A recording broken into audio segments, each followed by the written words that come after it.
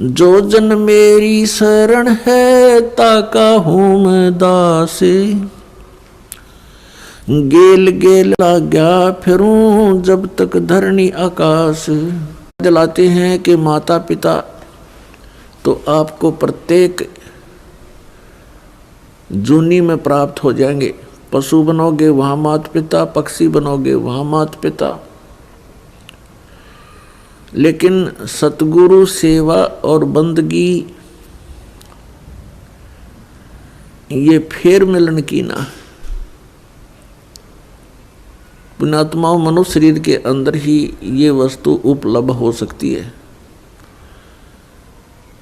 मनुष्य शरीर के अंदर ही परमात्मा प्राप्ति हो सकती है और मनुष्य शरीर प्राप्त प्राणी को ही सत्संग उपलब्ध हो सकता है। पुण्यात्माओं, सत्संग मिलना बहुत कठिन है। सत्संग उसे कहते हैं जिसमें सच्चा ज्ञान हो। बाकी सत्संग नहीं है। जिनके ज्ञान ऐसे बच्चों जैसे हैं तो क्या वो संत सत्संग करते हैं? जो अभी तक परमात्मा को निराकार बताया करते थे, क्या वो सत्संग करते हैं? वो झूठ बोला करते थे।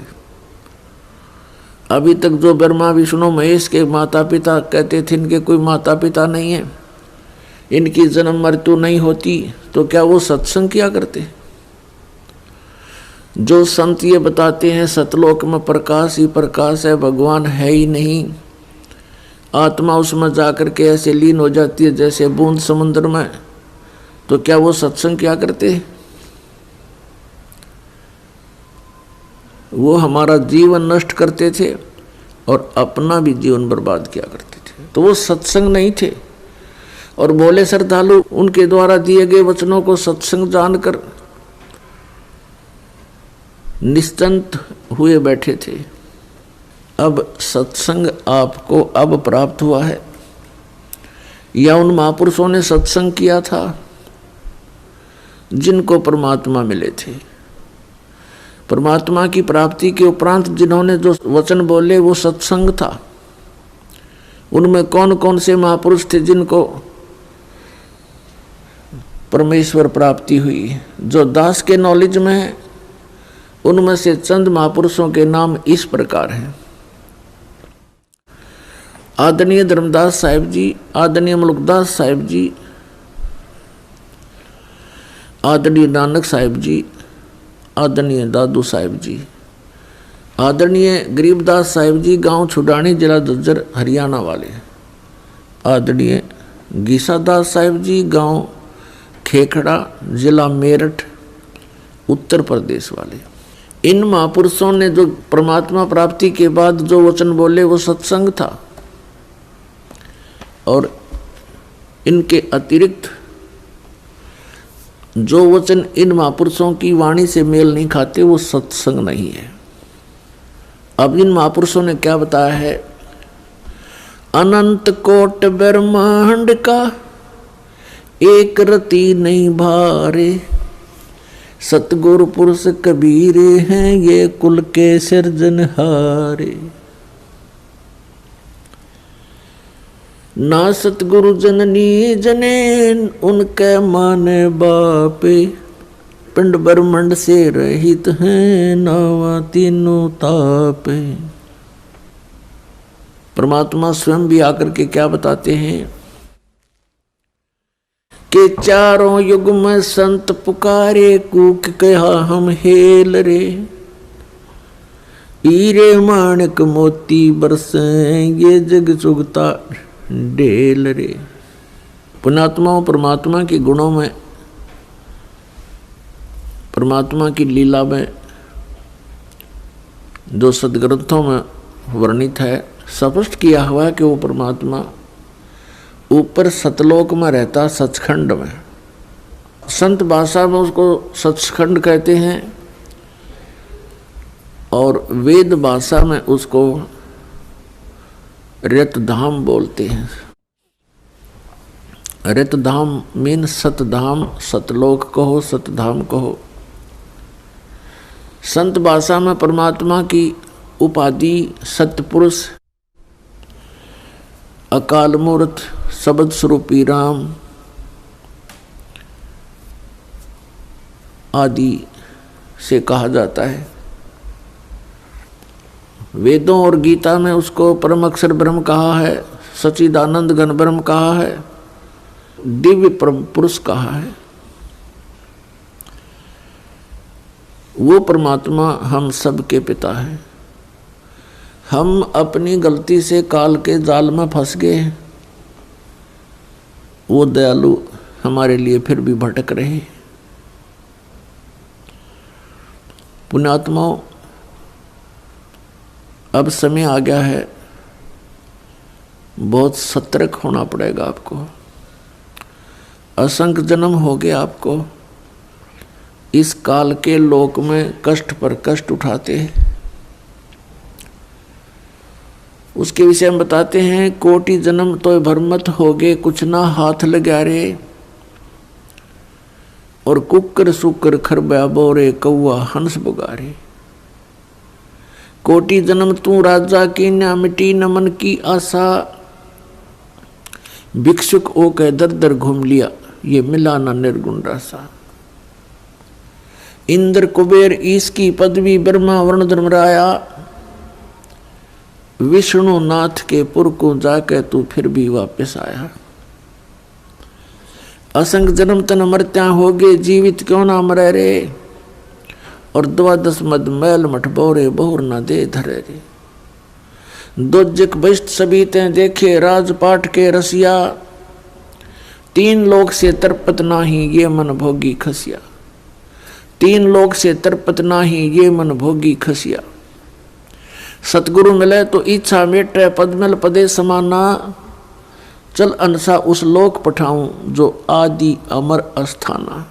4 मुक्ति जहाँ चंपी करती, माया होरी दासी। दास गरीब अभय पद पर से, वो मिले राम अविनाशी। पुण्यात्माओं, आप बिल्कुल बालक हो। काल ने आपकी बुद्धि को इतना सीमित कर दिया, जैसे संतों को हम ऐसे नजर आते हैं जैसे एक भैंस का बच्चा मर जाता है तो व्यापारी लोग क्या करते हैं, उसके खाल उतरवा लेते हैं बालों समेत, और उसको साफ करके उसके अंदर भूस भर देते हैं, भूस, और ऊपर से चमार से उसको सिलवा लेते हैं।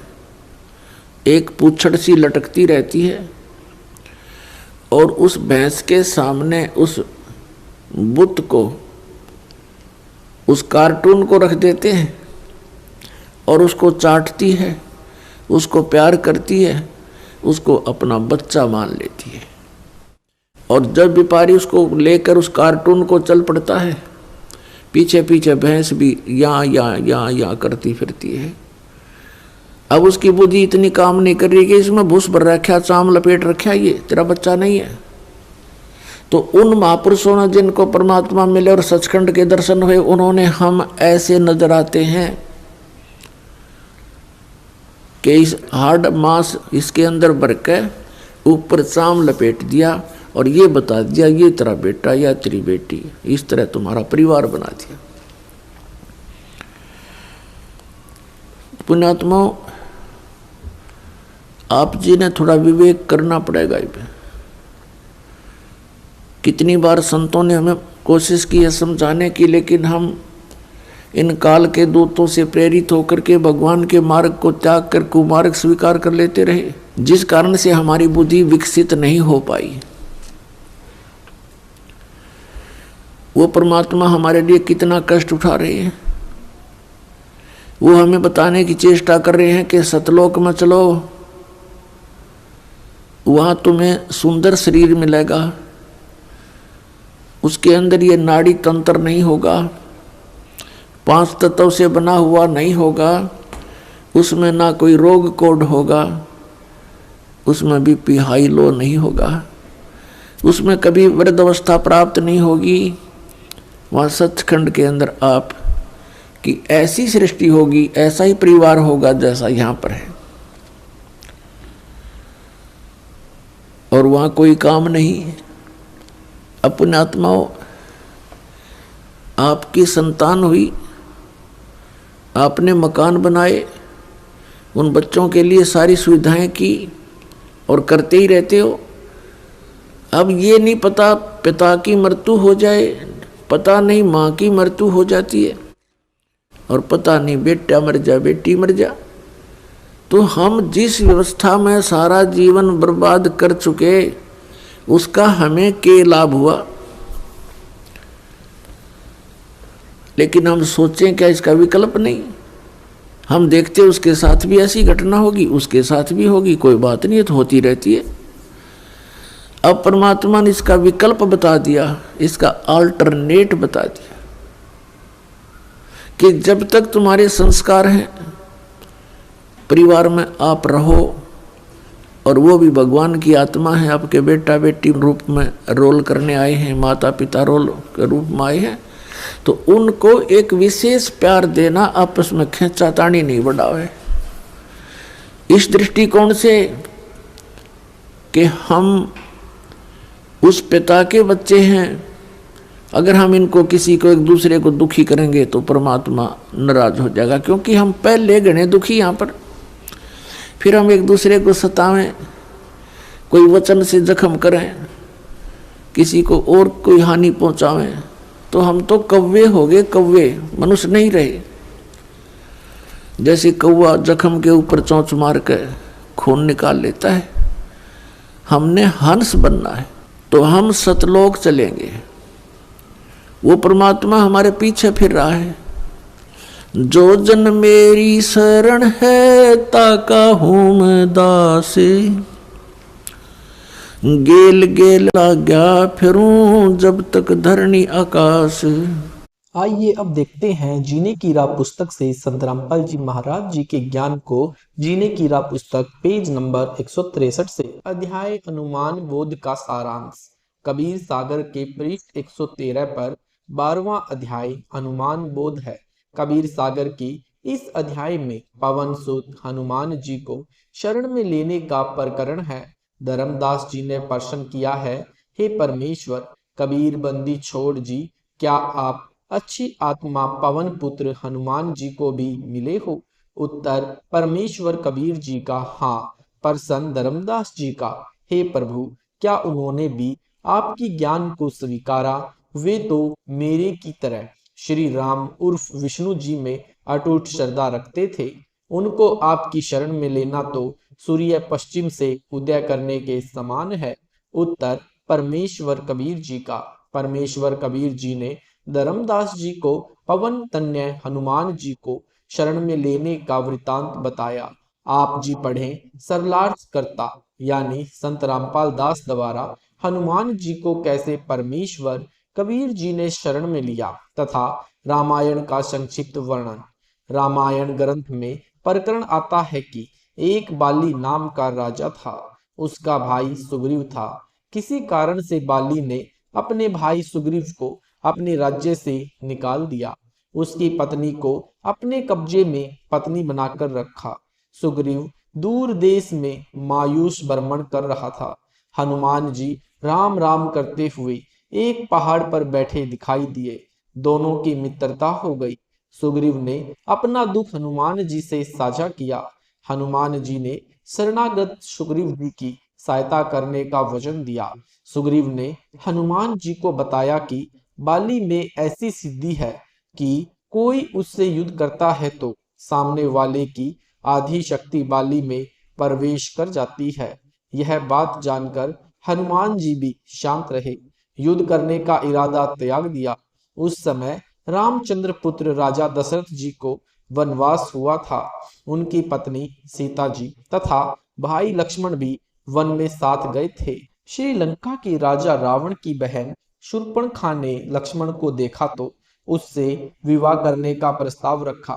लक्ष्मण ने कहा कि मेरा विवाह हो चुका है, यानी लक्ष्मण की पत्नी का नाम उर्मिला था। शूर्पणखा ने बार बार विवाह करने का आग्रह किया तो शेषनाग अवतार लक्ष्मण ने क्रोधवश उसका नाक काट दिया। शूर्पणखा ने अपनी दुर्दशा की दास्ता अपने भाई रावण से सुनाई और पूरा पता बताया। रावण ने प्रतिशोध लेने के लिए राम की पत्नी सीता का अपहरण करने की योजना बनाई। साधु वेश बनाकर अपने मामा मारीच के सहयोग से रावण ने सीता जी का अपहरण कर लिया। सीता जी की खोज में श्री राम जी तथा श्री लक्ष्मण जी वन वन भटक रहे थे।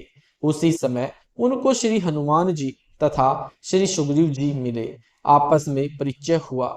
सुग्रीव ने श्री राम से अपना कष्ट बताया। श्री रामचंद्र जी ने शर्त रखी कि यदि मैं आपका राज्य आपको दिला दूं तो आपको सीता की खोज तथा वापसी के लिए मेरा सहयोग करना होगा। बात पक्की हो गई। श्री रामचंद्र जी ने वृक्ष की ओट लेकर बाली को युद्ध करके मारकर सुग्रीव को राज तिलक कर दिया। सुग्रीव ने अपनी प्रतिज्ञा का पालन किया। सीता जी की खोज के लिए चारों दिशा में खोजी भेजे गए। जटायु पक्षी ने श्री राम को बताया कि सीता माता को लंकेश्वर रावण उठा ले गया। उससे मैंने माता को छुड़वाने की चेष्टा की तो मेरे पंख काट दिए। रावण से बातचीत करके सीता को लौटाने के लिए श्री राम जी ने हनुमान को राजदूत बनाया। श्री रामचंद्र जी ने श्री हनुमान जी को सीता को विश्वास दिलाने के लिए अपनी अंगूठी दी, जिस पर श्री राम लिखा था। सीता उस अंगूठी से हनुमान पर विश्वास कर सकती थी कि जो मुझसे मिलने आया है वह श्री राम का भेजा हुआ है। हनुमान जी श्री राम की मुंदरी लेकर आकाश मार्ग से उड़कर श्रीलंका में गए। रावण का एक 9 लखा बाग था। उसमें सीता जी को रावण राक्षस ने कैद कर रखा था। हनुमान जी ने सीता माता को अंगूठी देकर अपना विश्वास दिलाया। सीता जी ने अपना सर्व कष्ट जो राक्षस रावण दे रहा था हनुमान जी को बताया। सीता जी ने अपना कंगन यानी सुहाग का कड़ा हाथ से निकालकर हनुमान जी को दिया।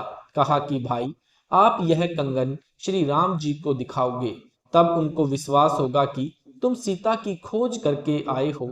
हनुमान जी के साथ सीता जी ने आने से इनकार कर दिया कि मैं तेरे साथ नहीं चलूंगी। हनुमान जी ने फल खाने की इच्छा व्यक्त की तो सीता ने कहा, भाई कोई फल झड़कर गिरा हो वह फल खा सकते हो, फल तोड़कर खाने का मुझे भी आदेश नहीं है। इस बात से क्षुब्ध होकर हनुमान जी ने पहले तो पेड़ को गिराया, फिर पके हुए फल खाए, फिर उस वृक्ष को समुद्र में फेंक दिया। ऐसे हनुमान जी ने रावण का 9 लखा बाग उजाड़कर वृक्ष समुद्र में फेंक दिए। लंका के राजा रावण ने हनुमान की पूंछ पर कपड़े रुई बांधकर आग लगा दी थी। हनुमान ने अपनी दुम की अग्नि से रावण की लंका को आग के हवाले कर दिया। इसके पश्चात आकाश मार्ग से उड़कर समुद्र पार करके एक पहाड़ी पर उतरे। सुबह का समय था। पहाड़ पर जलाशय पवित्र जल से भरा था।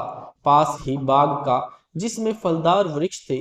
हनुमान जी को भूख लगी थी। स्नान करने का विचार किया। कंगन को एक पत्थर पर रख दिया। स्नान करते समय भी हनुमान की एक आंख कंगन पर लगी थी।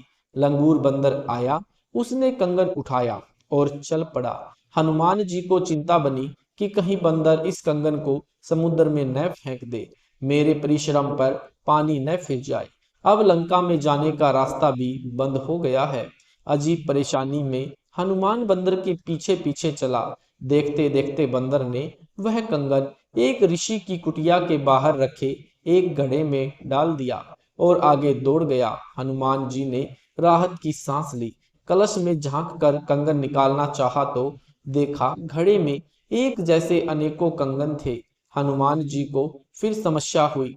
कंगन उठा उठा कर देखे, कोई अंतर नहीं पाया। अपना कंगन कौन सा है, कहीं मैं गलत कंगन ले जाऊं और श्री राम कहे यह कंगन सीता का नहीं है, मेरा प्रयत्न व्यर्थ हो जाएगा। सामने एक ऋषि हनुमान जी की परेशानी को देखकर मुस्कुरा रहा था। कुटिया के बाहर बैठा था। ऋषि जी बोले, आओ पवन पुत्र, किस समस्या में हो? हनुमान जी ने कहा कि ऋषि जी, श्री रामचंद्र जी की पत्नी को लंका का राजा रावण अपहरण करके ले गया है, मैं पता करके आया हूँ। ऋषि जी ने कहा कि कौन से नंबर वाले रामचंद्र की बात कर रहे हो? हनुमान जी को आश्चर्य हुआ कि ऋषि अपने होश हवास में है या भांग पी रखी है? हनुमान जी ने पूछा, हे ऋषि जी, क्या राम कई है? ऋषि जी ने कहा, हाँ, कई हो चुके हैं और आगे भी जन्मते मरते रहेंगे। हनुमान जी को ऋषि का व्यवहार उचित नहीं लगा, परंतु ऋषि जी से विवाद करना भी हित में नहीं जाना। ऋषि जी ने कहा, आप फल खाओ, खाना बनाता हूँ, भोजन खाओ, थके हो विश्राम करो। हनुमान जी ने कहा, ऋषि जी, मेरी तो चैन अमन ही समाप्त हो गई है। मेरे को सीता माता ने कंगन दिया था। उस कंगन के बिना श्री रामचंद्र जी को विश्वास नहीं होगा कि सीता की खोज हो चुकी है। उस कंगन को पत्थर पर रखकर मैं स्नान कर रहा था। बंदर ने उठाकर उसे इस घड़े में डाल दिया। मेरी पहचान में नहीं आ रहा है कि वास्तविक कंगन कौन सा है। मेरे को तो सब एक जैसे लग रहे हैं। ऋषि रूप में बैठे परमेश्वर कबीर जी ने कहा, हे पवन के लाडले, आप कोई एक कंगन उठा ले जाओ, कोई अंतर नहीं है। और कहा कि जितने कंगन इसमें पड़े हैं, इतनी बार श्री राम पुत्र दशरथ को वनवास तथा सीता हरण और हनुमान द्वारा खोज हो चुकी है। हनुमान जी ने कहा, ऋषि जी, यह बताओ, आपकी बात मानता हूँ, पूछता हूँ कि प्रत्येक बार सीता हरण हनुमान का खोज करके कंगन लाना और बंदर द्वारा घड़े में डालना होता है, तो कंगन तो यहाँ रह गया। हनुमान जी ने यानी हनुमान लेकर क्या जाता है? ऋषि मुनिंदर जी ने कहा कि मैंने इस घड़े को आशीर्वाद दे रखा है कि जो वस्तु इसमें गिरे वह दो एक समान हो जाए। यह कहकर ऋषि जी ने एक मिट्टी का कटोरा घड़े में डाला तो एक और कटोरा वैसा ही बन गया। ऋषि मुनिंदर जी ने कहा, हे हनुमान, आप एक कंगन ले जाओ, कोई परेशानी नहीं होगी। हनुमान जी के पास कोई अन्य विकल्प नहीं बचा था। उस घड़े से एक कंगन निकालकर उड़ चले। श्री रामचंद्र जी को हनुमान जी ने सीता जी की निशानी कंगन दिया तथा जो जो बातें माता सीता ने कही थी वे सब बताई। श्री रामचंद्र जी कंगन लेकर यानी कंगन देखकर भावुक हो गए। हनुमान जी को सीने से लगाया, कहा, हे संत जन, मैं आपका एहसान कैसे चुका पाऊंगा? आपने अपना जीवन जोखिम में डालकर मेरा महान कठिन कार्य किया है। यह कंगन सीता का ही है। अभी सभा बुलाता हूँ, आगे का कार्यक्रम तैयार करते हैं। समुद्र पर पुल बनाने का विचार किया गया। नल नील के हाथों में ऋषि मुनिंदर जी के आशीर्वाद से शक्ति थी कि वे अपने हाथों से जल में कोई वस्तु डाल देते तो वह डूबती नहीं थी। पत्थर, कांसी के बर्तन आदि जो भी वस्तु वे डालते वह जल पर तैरती थी। उस समय नल नील ने अभिमान करके अपनी महिमा की इच्छा से अपने गुरु ऋषि मुनिंदर जी का नाम नहीं लिया, जिस कारण से उनकी वह शक्ति समाप्त हो गई। रामचंद्र जी तथा सर्व उपस्थित योद्धा हनुमान सहित महादुखी हुए। 3 दिन तक श्री राम घुटनों पानी में खड़ा रहा, रास्ता देने की प्रार्थना करता रहा, परंतु समुद्र टस से मस नहीं हुआ। तब श्री राम ने लक्ष्मण से कहा कि मेरा अग्नि बाण निकाल, समुद्र को फूंक देता हूँ। लातों के भूत बातों से नहीं मानते। उसी समय समुद्र विप्र रूप धार कर श्री राम के सामने करबद्ध होकर खड़ा हो गया तथा कहा कि भगवान, मेरे अंदर संसार बसा है, आप पाप के भागी मत बनो। आप ऐसा करो कि शरप भी मर जाए और लाठी भी न टूटे। आपकी सेना में नल नील नाम के 2 सैनिक हैं। उनको उनके गुरु जी का आशीर्वाद है। उनके हाथों से पत्थर भी मेरे ऊपर तैर सकते हैं। तब नल नील से पत्थर डालकर दिखाने को कहा तो नल नील ने अपनी महिमा चाही और गुरु को याद नहीं किया, जिस कारण से ऋषि मुनिंदर जी ने उनकी शक्ति छीन ली। पत्थर डूब गए। समुद्र ने उनकी गलती बताई। तब नल नील जी ने अपने गुरु जी को याद किया। श्री रामचंद्र जी को भी महसूस हुआ कि जब गुरु अपने शिष्यों को शक्ति दे सकता है तो मेरे कार्य को भी कर सकते हैं। श्री रामचंद्र जी विष्णु जी के अवतार थे। श्री विष्णु काल निरंजन के पुत्र हैं। जिस समय परमेश्वर कबीर जी प्रथम बार काल के लोक में आए थे तो ज्योति निरंजन ने पहले तो परमेश्वर के साथ झगड़ा किया था। जब वश नहीं चला तो चरणों में गिरकर क्षमा याचना की और कुछ आशीर्वाद भी लिए। उनमें से एक यह भी था कि मेरा अंश विष्णु त्रेता युग में रामचंद्र नाम से राजा दशरथ के घर जन्म लेगा, उसको वनवास होगा, उसके साथ उसकी पत्नी सीता भी होगी। उसे एक राक्षस लंका नगरी में उठाकर ले जाएगा। तब रामचंद्र समुद्र के ऊपर पुल बनाना चाहेगा, वह नहीं बना पाएगा, आप वह पुल बनवाना। दूसरा आशीर्वाद लिया था कि द्वापर युग में वही कृष्ण रूप में जन्मेगा। मृत्यु उपरांत वह जगन्नाथ नाम से पूरी नगर में समुद्र के किनारे मंदिर बनवाएगा। समुद्र उसको बनने नहीं देगा, आप उस मंदिर की समुद्र से रक्षा करना। परमेश्वर कबीर जी ने कहा था कि मैं वह कार्य करूंगा। उसी वचन का पालन करने के लिए ऋषि मुनिंदर रूप में परमेश्वर कबीर जी सेतु बंध पर प्रकट हो गए और आते आते पर्वत के चारों ओर अपनी सोटी यानी डंडी से रेखा अंकित कर आए। नल नील ने दूर से अपने गुरुजी को पहचान लिया और कहा, हमारे गुरुजी आ गए हैं। श्री रामचंद्र जी ने अपनी समस्या बताई तथा विनम्र भाव से अपने कार्य की सिद्धि के लिए आशीर्वाद मांगा। परमेश्वर ने कहा, नल नील ने गलती की, जिस कारण से इनकी शक्ति क्षीण हो गई है। मैंने सामने वाले पर्वत के चारों ओर रेखा लगाई है, उसके अंदर अंदर के पत्थर लकड़ी से भी हल्के कर दिए हैं, वे डूबेंगे नहीं। हनुमान जी राम भक्त थे, उन्होंने उन पत्थरों पर राम राम लिखा और उठाकर चले और रखा तो पत्थर डूबे नहीं। नल नील शिल्पकार यानी निपुण राजमिस्त्री भी थे, जिस कारण से नल तथा नील ने पत्थरों का त्रास कर एक दूसरे में फंसाकर जोड़ा था। पहले श्री राम से पत्थर तिरे नहीं, नल नील भी असफल हुए। हनुमान खड़ा खड़ा राम राम ही कर रहा था, चाहता भी था कि पत्थर तैरे, परंतु सब व्यर्थ हुआ। ऋषि मुनिंदर जी यानी कबीर जी ने पत्थर हल्के किए थे, जिस कारण से पत्थर समुद्र में डूबे नहीं थे। हनुमान जी तो अपना राम राम का पाठ करने के लिए श्रद्धा से राम राम पत्थरों पर लिख रहे थे। वे तो जहां भी बैठते थे वहीं पेड़ पौधों पर राम राम लिखते रहते थे। हनुमान जी तो श्री रामचंद्र जी पुत्र दशरथ को जानते भी नहीं थे, उससे पहले भी राम राम का जाप किया करते थे। जैसा कि लोकवेद यानी दंत कथा सुनते आए हैं कि नल नील ने पत्थर तैराए थे, तब पुल बना। कोई कहता था कि श्री हनुमान जी ने पत्थरों पर राम राम लिखा, जिस कारण से पत्थर तैरे थे। यह भी सुनते थे कि श्री राम ने पत्थर तैराए थे। कारण यह रहा है कि जो बातें पत्थर तैराने की हुई थी और मुनिंदर ऋषि जी ने कहा था कि मैंने पर्वत का पत्थर हल्का कर दिया है, यह वार्ता 20-30 व्यक्तियों के समक्ष हुई थी। शेष करोड़ों व्यक्ति युद्ध के लिए आए थे, वे तो आज्ञा मिलते ही पत्थर लाने लगे।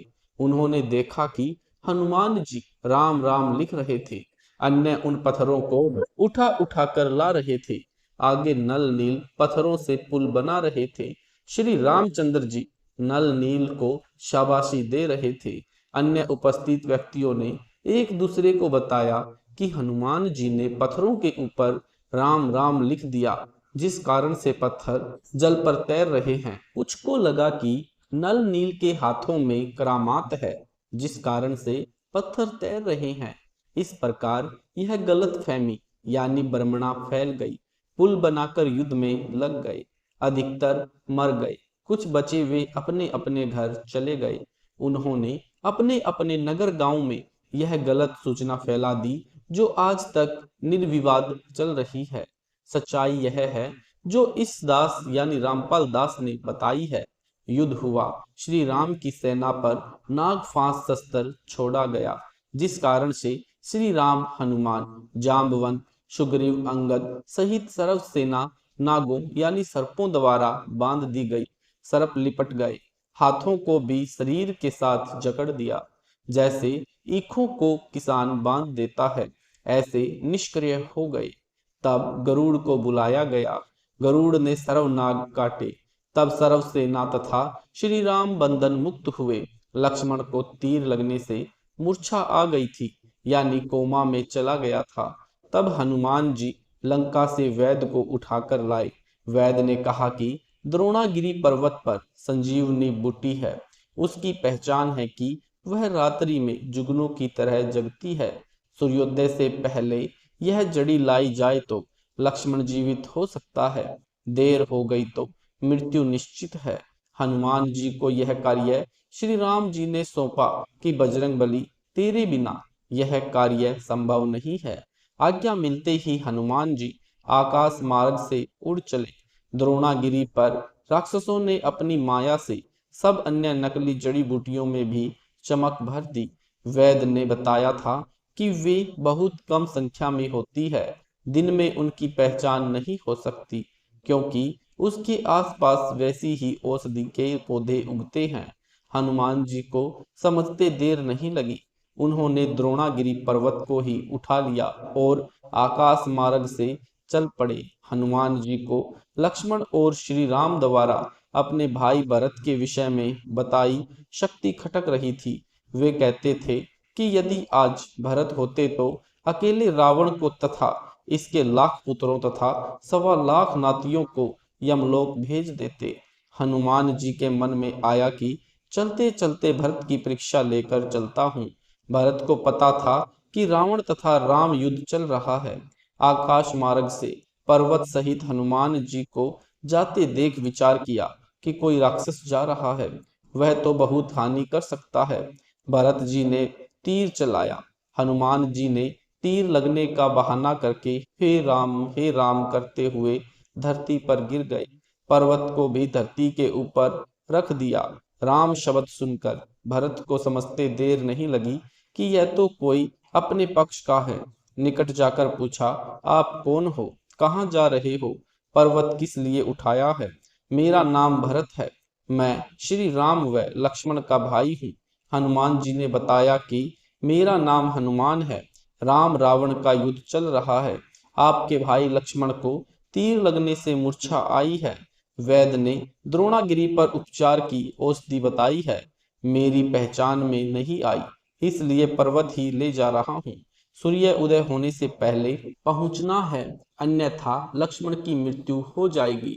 आपने बिना सोचे समझे तीर मार दिया, अब मैं कैसे समय पर पहुंच पाऊंगा?